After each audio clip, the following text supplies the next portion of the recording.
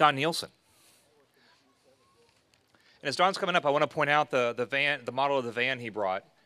It is to scale the van that they used in testing out these concepts in the radio relays between here and Rossetti's, or now known as the Alpine Inn, or Zot's, depending on your era of helping out there. So, Don. Actually, that's the actual size van. We had very small people back then. We've grown up. I just wanted to add a little dose of humility to this. The hour's late. I was sitting in my office about 1996 sometime, same 20 years or more after Vint had published his paper. And it was an editor for the IEEE Spectrum magazine. And it has about 300,000 circulations. It's not small. He said, Vint Cerf said that the internet began at SRI, or something to that effect. And I says, what? Would you repeat that again, please?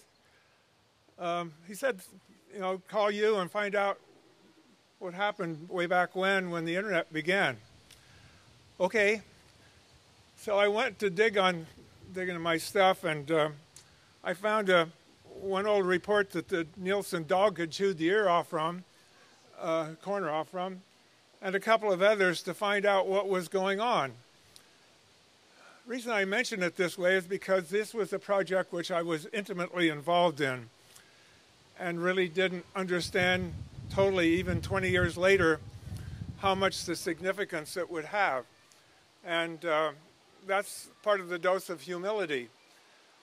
About a year later, there was a supercomputer conference in San Jose, and they called up and said, we understand you've got a van. There's something he called the internet van. I says, what? And, oh, that. Well, it's flat tires and it's sitting out on the back lot. And but they wanted it on the floor of the convention center. So guess what? We found a mechanic. We pumped up the tires. We took it over to the car wash and spoofed it up a little bit and took it down on the floor of the museum, and so people could go through it. Didn't have anything in it at that particular point. And then the Computer Issue Museum decided they wanted it. So then we rustled up the last packet radios in the world and tried to put them in there along with the small computers that we jammed TCP into in 1976.